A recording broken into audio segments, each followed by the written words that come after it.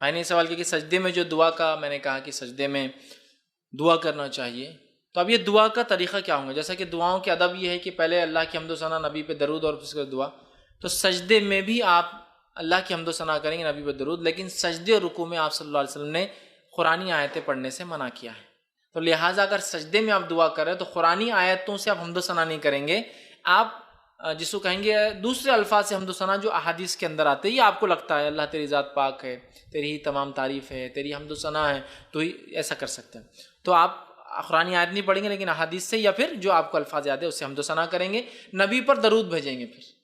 درود پڑھ سکتے ہیں آپ، اور اس کے بعد دعا کریں گے، یہی ادب ہے۔ اب بھائی کا سوال یہ کہ نماز کے کس رکعت کے سجدے میں کریں، تو میں عموماً یہ کہتا ہوں افضل مفضول کا اس میں ہے ہی نہیں، کہ تو حدیث میں الفاظ ہیں بندہ سب سے قریب سجدے کی حالت میں ہوتا لہٰذا اللہ سے مانگو، تو سمجھ لیجیے آپ نماز پڑھ رہے، تو میں یہ کہتا ہوں کہ آپ آخری رکعت کے آخری سجدے میں کریں، اس کا فائدہ یہ ہوگا کہ آپ کو بعد میں یاد ہے کہ صرف قاعدہ کرنا ہے، ورنہ آپ نے دعا اتنی کی کہ آپ رکعتیں بھول گئے بعد میں،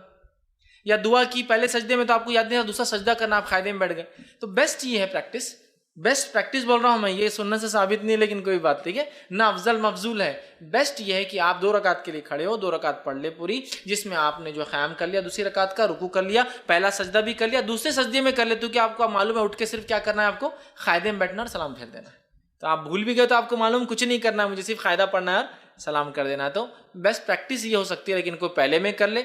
پہلی رکعت کے پہلے سجدے میں، پہلی رکعت کے دوسرے سجدے میں، دوسری رکعت کے پہلے کچھ بھی کر سکتا ہے نماز میں۔ تو آپ نفلی نماز کے سجدے میں تسبیحات پڑھنے کے بعد دعا کریں، اور عربی دعاؤں کے ساتھ ساتھ اگر آپ کو اپنی زبان میں کرنا ہے تو اس کا بھی جواز آپ بالکل کر سکتے ہیں۔ جیسا آپ رات میں تہجد میں اٹھے، تہجد کی آپ نے نماز پڑھی، اس کی کوئی ایک رکعت جو بھی آپ طے کر لیا، آخری رکعت کے آخری سجدے میں آپ نے اپنی تسبیحات پڑھ لی، اور اس کے بعد آپ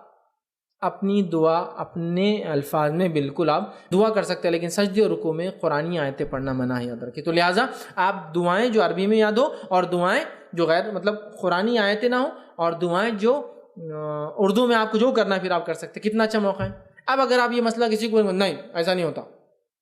جہاں جواز ہے وہاں راستے بند کرتے ہیں، اور جہاں جواز نہیں ہے وہاں بڑے بڑے راستے کھول کے رکھے ہوئے ہم نے،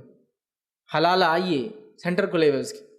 حرام کاریوں کے لیے سینٹر کھول دیے، جہاں جواز ہے اس کو بند کرتے ہیں ہم، جو صحیح ہے، اور جو حرام ہے اس کو بالکل دھڑلے سے ہم کھول رہے ہیں۔ سمجھ رہے ہیں بات کو؟ تو لہٰذا اس کا جواز ہے۔ تو آپ